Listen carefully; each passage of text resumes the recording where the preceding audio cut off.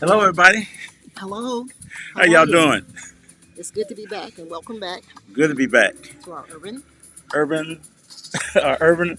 our urban, our My urban mind left. homestead. Our back to Eden urban homestead. He's tired today. Yep, We're tired. We've been in the garden a lot today.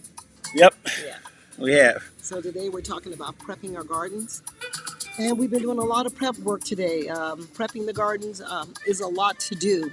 You know, you think that it's going to be a simple thing, just going to the garden and actually thinking that, I can get this done in a day. And even though we don't have a huge property, it's a lot of work and it takes a lot of time. Kind of So, large is large enough. yeah, it's large enough. It's definitely large enough. So, we started off today doing a few things and, Yeah. we're waiting to see. Let's see if we're already in before we get started, before we tell everybody what we're going to be doing. Okay. All right. And Yeah, just a little cleanup. today we were removing all of this, some of the annuals, not all, and the perennials from the garden, some ginger and different things like that. Now, I left some of the rhizomes in the soil, Right. and this is just one of the garden beds, but we're clipping and taking out things. And this is kind of work. You don't have to just do it in one day. You take your time. This is the perfect time of the season to do it. So It we is. started now. Right. And we figure if we do a couple of beds a day, we're going to get there even before the end of the month. Right. So we're taking out things, we're pruning, we're removing unwanted dry things. And you can see there's still tubers there in the ground. It's cold enough for them to stay in the frost, and so I'm going to leave them, whether they grow or not, which more than likely they will. They'll already be there and prep. And some of the things I'm leaving because those black eyed Susans will come back again. Mm-hmm. They really don't die. They just kind of look half dead, so you want to prune them up and The seeds shade are, them. Yeah, and then prime. get your seeds too. Mm-hmm. And then there's some other things coming up in there like nettle. I don't have to worry about. The nettle is going to be just fine, and there's other wildflowers in there too. So just going from every bed, from one bed to another, it's a little bit trimming, it's a little bit of pruning, and getting the energy back in your roots. That's what you want. You don't want all of that energy trying to go forth and saying, I'm still trying to make a flower. No, Mm-hmm. I'm still trying to produce. These are plants that we left out and we didn't cover and we didn't have any intentions on covering. So we want to go ahead and minimize the damage now. The first frost has come and we want to make sure that the roots are now doing the root work. And so we're doing that and clearing out the beds. Just very important. And then the next step we were going to be doing is adding nourishment back to the soil. And that's where my husband's coming in that to do, he makes such a jam. So he's going to be coming in doing all of that afterwards just to give these beds some nourishment. Right. Yeah. I think the thing is, a lot of people are not aware of in gardening that they think if they go get some bone meal and blood meal, Yeah, you talked about that before. yeah, Like and you said, that's a no-no. right, that's no That's a no. no. And you might say, well, the nurseries say it's good, the gardeners say it's good, Mm-hmm. but it's a granule. Yeah. So it's laying on top around the base of your plants in your soil, and it takes a while. I'm talking about months for that soil to break down that component Yeah.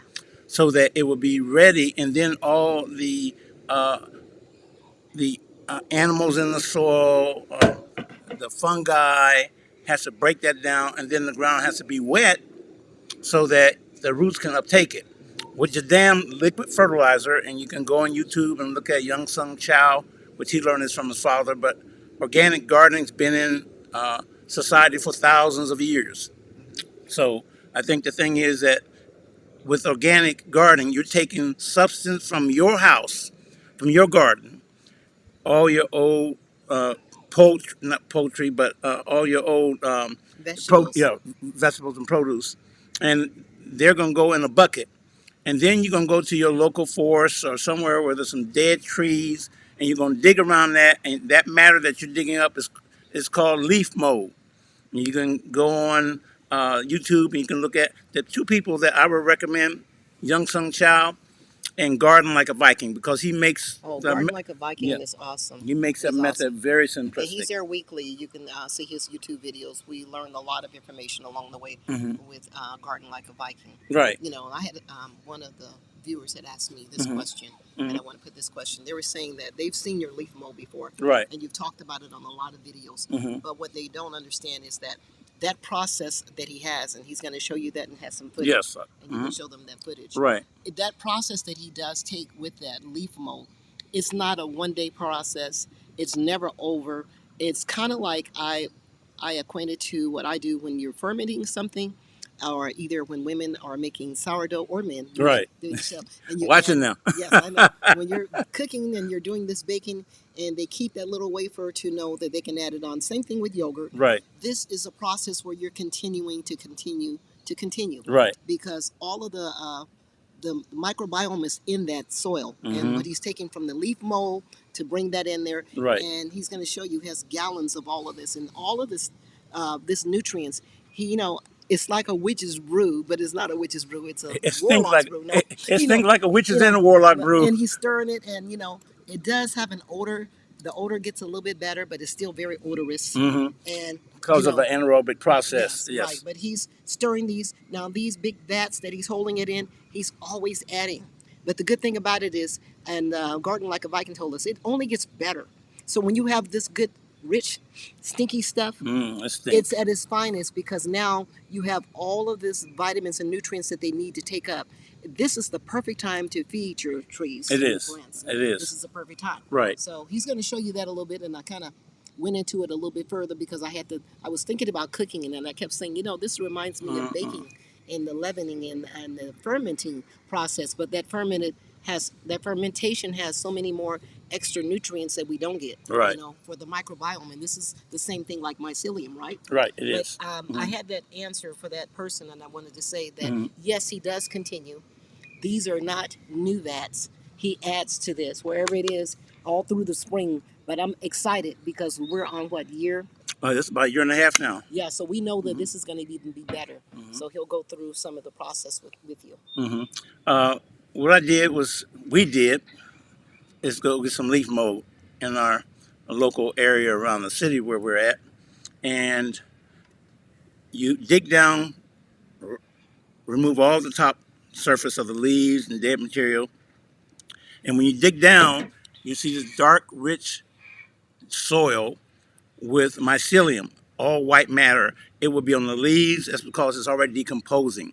You gather that up and you bring that back to wherever your garden is, your home is, and you take the leaf mold and you put it in a container. Now, whether it's a 5-gallon container or a 55-gallon container, it doesn't matter, but you have to make appropriate measurements for the materials that you're going to put in those containers. If it's a 5-gallon bucket, the vegetables that are starting to not do so well in your garden. And by the way, here's a tip, people. You can go to the grocery store. Oh, yeah. And Organics. Organics. And ask them for some compost. Some people might say, well, compost? That's stuff you're making. It's been in a pile. No. Compost term in grocery store terms means all the vegetables that they didn't want, and those vegetables are in good shape, but they have an expiration date as far as storage is concerned. So you ask them for this compost. This way, when you bring it back, you just put it in a bucket with the leaf mold. You can chop it up if you want to help it break down faster. I do. Some people say you can just put the whole thing in there, and they do. Your old cucumbers, your old lettuce, things in your garden that are just not doing well. Put them in a bucket. Get some dechlorinated water. Now, what you do is get that water from your house outside your spigot, let it sit for 24 hours. This helps the off-gassing of the chlorine in that water. So that way, the next day you come out, you're ready to go. You take that water, you put it in the bucket or container that you have your old vegetables and produce in. Put in a couple of hands of leaf mold that you got from your local area where there's dead trees around and that you've gathered this material, and you put it in the bucket. And then you go ahead and put your water in there and fill it up almost to the top except for 1 inch. Because, and by the way, this process is heat driven. If you do this in the cold, you'll be waiting until it gets hot before it starts to go ahead. So Yeah. And this process that he's saying, because it's not a simple process, it's a lengthy one. He makes it look like that because he's used to doing it.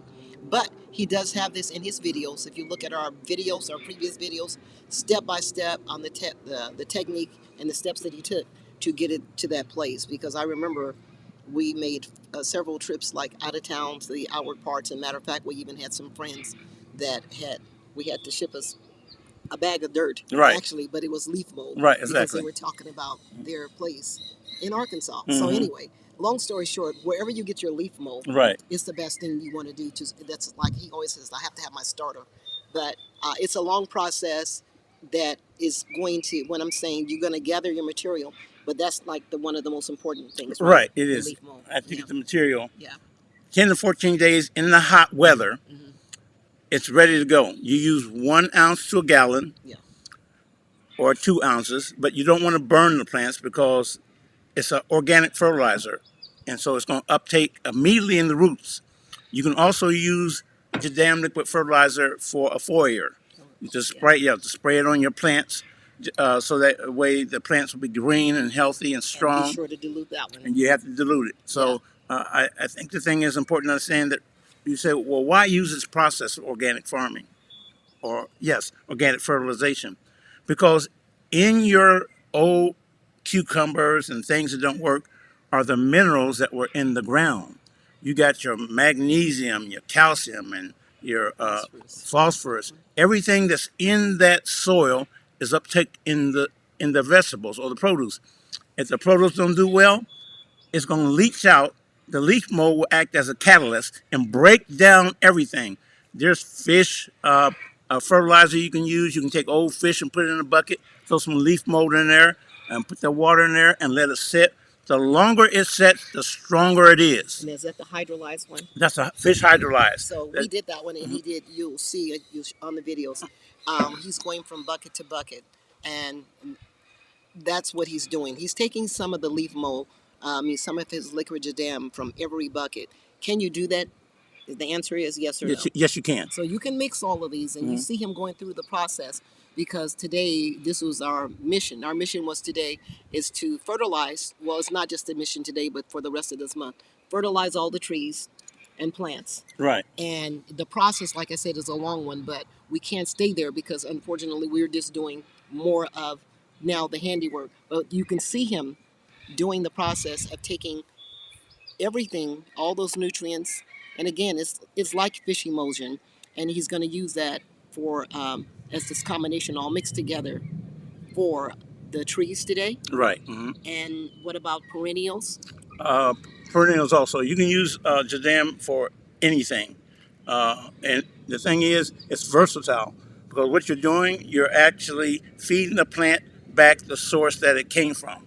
Now, even this is going to be probably sound a little weird, but I'm starting seedlings, and with my seeds, even in the soil, because there's a combination of we use what, coconut core, right, cocoa core and worm casting. Worm casting Right. to start seedlings. We already have some started, and they're doing wonderful. But I'm starting more, and I do use his Jadam formula as a watering agent. Just start them off, because again, the root work is what we never usually get right. Exactly. And I love the fact that he takes the time to prepare it, because it makes it a lot simpler.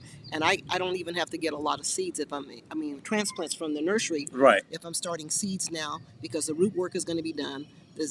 In the next 60 some days, those plants will probably be no more than an inch or two tall. Right. And so they'll be sturdy enough for me to transplant. So if we're getting the soil right now, if the soil is right and has the right environment for your plants to thrive and take root and do the things that they need to do, you're going to have a much more successful time. Now, one thing he didn't talk about, and I want to talk about with him, is the one that we don't have. It's the one that's for pest. Oh, pest yes. control. I'm going to give you guys a second one after that. Right. I think the thing is, wanted to say about Jadam is that after putting this in your plants, you're going to find out that it's two methods. You can prep your beds, put the right soil in. We get our soil from Viral Grow, and because they use their own compost to grow a garden. So that makes it easier for us to be able to go ahead and use a soil that's already teeming with life. And then there's a Jadam solution that's a microbial Jadam. There's different types of Jadam, so I wanted to say that. You have wetting agent, that's a Jadam that you use for insects, blight, mold on plants. So Jadam covers a whole area of gardening and farming. It's not just to help the plants grow, but also to maintain and control pests and diseases on leaves to prevent that. So you can go to, like I said, Garden Like a Viking. I would first say start at Young Sung Child's videos, and he gives explicit instructions on exactly what they do. He shows pictures of diseases on plants and what that jadam controls.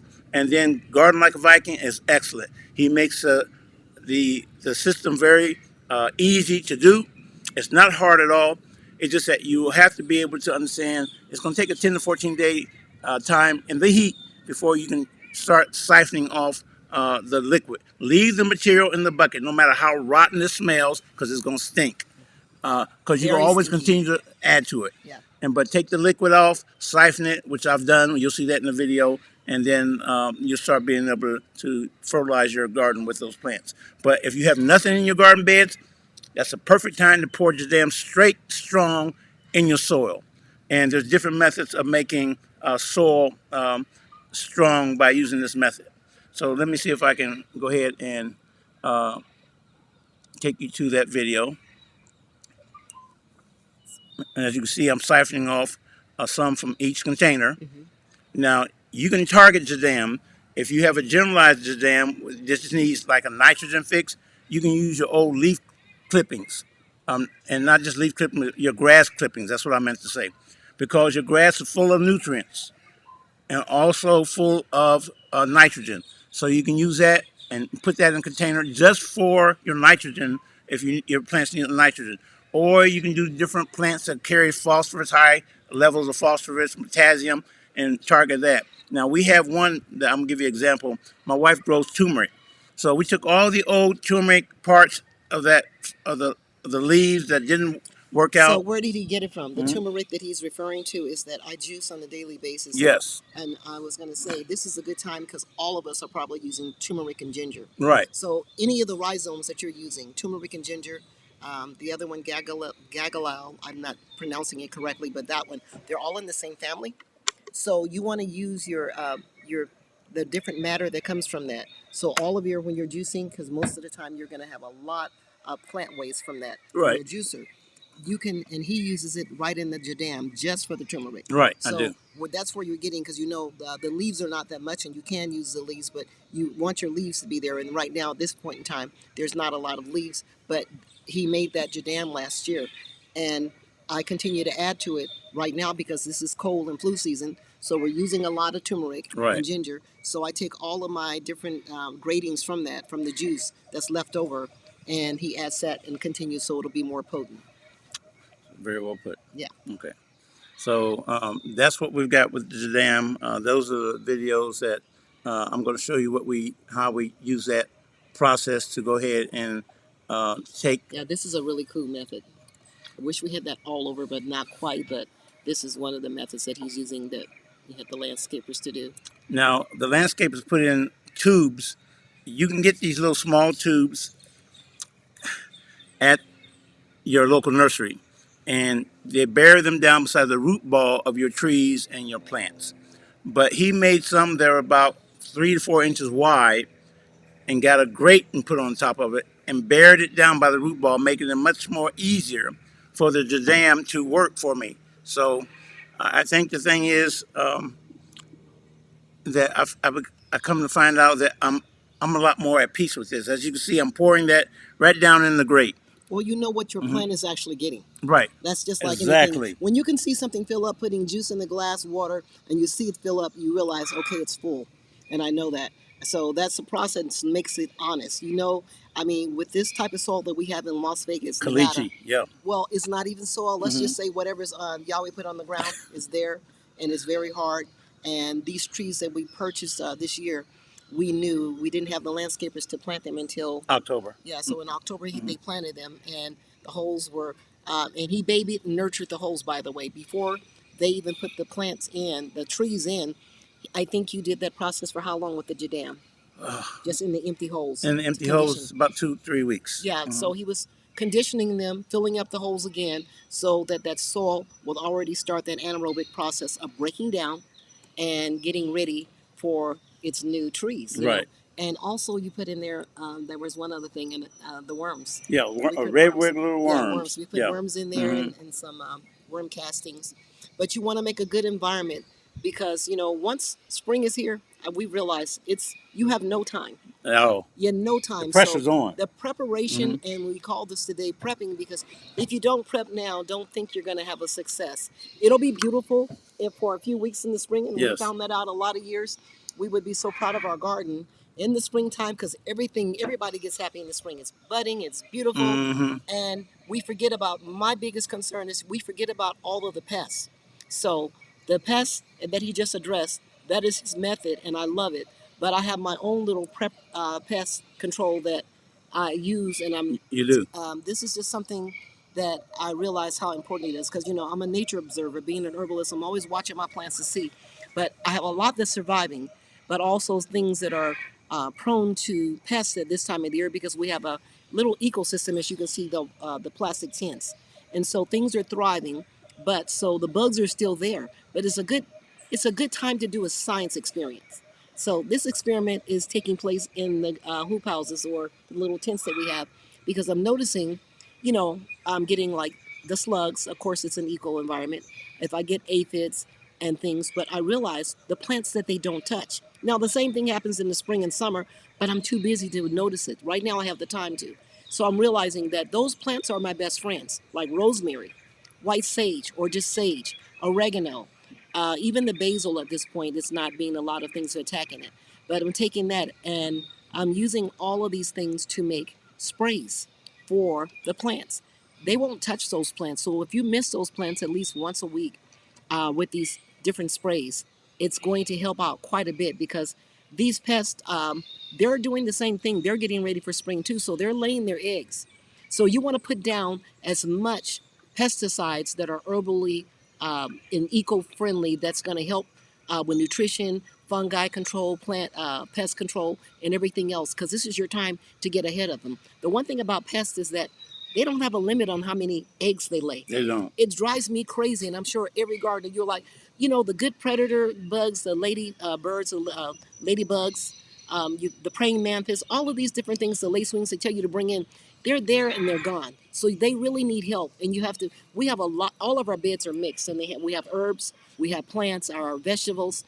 So we've done that with the 12 square. What do you call it? The Oh, 12 that's the square foot gardening. square foot garden. I Yeah, think I have a and that picture works really well of because we that too. always put herbs and plants together and different things. But you really need to make sure you're addressing these problems right now because if you don't address them, spring is too late. They've already laid their eggs. So my strategy for this year, and I'm hoping that it's going to work, is to we're now putting down the pest controls in place right Right. now. We're putting down all of the herbal sprays now. We're putting down garlic right now, and even just using the sprays, even in the soil, because as we're adding nutrients, that's a part of the nutrient factor too. Adding in the things that's going to keep the pests the way that you don't want. Right. You have to make sure you're consistent because once again, by the time the good weather hits, guess what? They're already just like a woman giving birth. They've been pregnant already for 9 months. They're giving birth. Those babies are going to be spreading out. You won't see them because you're looking at the beauty, but it's too late because now they've already got in their places to be voracious and eat everything in sight, and you won't see them. Yeah. This happens every year to my grapes. As I said before, one of my earlier videos, we were doing the grapes and the ashwagandha. Every year we have these certain pests to try to take them out. Right. So this year we're starting now to put down the pesticides, which are herbicides, naturally from our organic garden to spray once a week to put down even the diatomaceous on the ground right now to just lower the numbers in places where we're keeping things dry at. That will work. But diatomaceous is good, but it doesn't last because once it's wet, you already know that it's gone. Exactly. So, and the same thing with the sprays, but we have such an abundance of different things that they hate.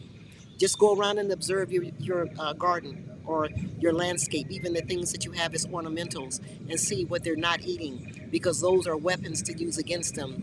I notice even the daylilies, and some of the lilies and some of the bulbs are toxic, but some of them are not. But pretty much a lot of those are evergreen, and a lot of them are edible. The bulbs are, but just check, Google them, and find out what's edible, what's not. And if you look at your garden, if you look at what's still growing, and what's not being attacked by any type of a pest, especially in an environment that's closed in and warm like these hoop houses, it was perfect for that. So that's what we're doing. We're trying to protect, trying to take care of different things, and my husband is moving on to Where you had used the coffee grounds. yes. And the sand Hmm. in the bucket. That's a pest I control didn't get the spray.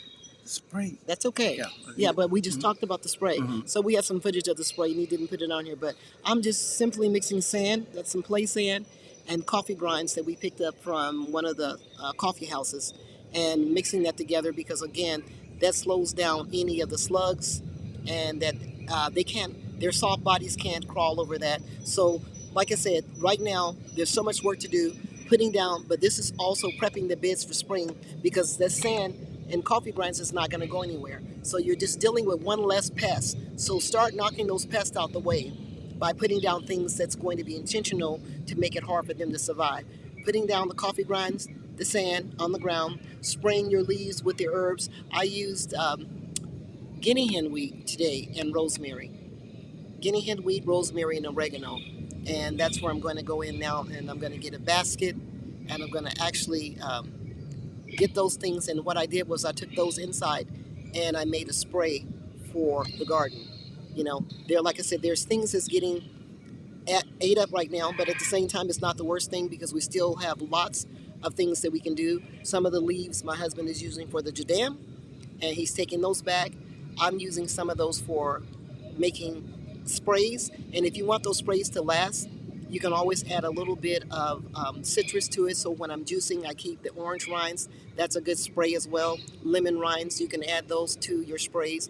They don't hurt the leaves, but they definitely keep the pest away. And getting ahead of it now, you're just lessening the numbers that's going to multiply and multiply and multiply in the spring. So getting ahead in 60 days sounds like a long time, but it's not. We'll probably have all the plastic off, you thinking within 60 days? Probably in 60 Yeah, days, so yes. that's not a long time. And if you're really diligent with it, I think that it pays off because you'll see, you know, the product of saying less bugs. Right. Because they're coming and there's going to be a whole new crop coming in, but at least you won't be fighting off the ones from the winter that survived and because you've done something to mitigate it. Right. Yeah, so that's the best thing. You know, we are really going to be on this for probably the next 60 days. Yes, we are. Every day we have a new job to do. Every day we're doing something different, adding something, taking something away. We're going to be doing a little bit of landscaping, trying to find different places that we can tuck away more plants. We're in the process right now of trying to find a couple of areas to bring in new planters, and I'm believing that they're probably going to be about 4 feet. Yeah, about 4 feet. Right. And Yeah, they'll put between the trees. yeah, we're going to put those between the trees so we can add in more edibles. We're always trying to look for different places to either add something in or take something away. And right now I'm picking that guinea hen weed. And that's why I some of keep the getting sage. mixed up the name of that. Yes, That's he always says, I think he calls it the Jamaican cherry, but Right. and some of those leaves are yellow, but all of the power's not in them, so I take them as well. I'm taking some of the white sage, which I do make sage sticks, smudging sticks with those too. And also our tea this morning that we're drinking is featured with sage and rosemary. You know, that's another thing. Get your antioxidants, get Very your brain healing. boosting powers. And I talk about that on our other channel, the Epicurean and the Herbalist, a lot. But you want to get your antioxidants. This stuff is just not there to look pretty. It's there to help you to stay strong and healthy. And it's food for people that want to be blessed and just live a long life. I've gotten spoiled drinking it. Yeah, you know, and it tastes good. Actually, it just makes you feel alive. Even the Very the comforting. green onions, you know, the different flavors that you pick up from the garden, and you're not normally getting from just a regular house. It's amazing. It feels like a warm blanket. Yeah. Well, When you you know, go I'm inside. I'm always adding something to the garden, from the garden to what we're eating for the day. So that's always a pleasure.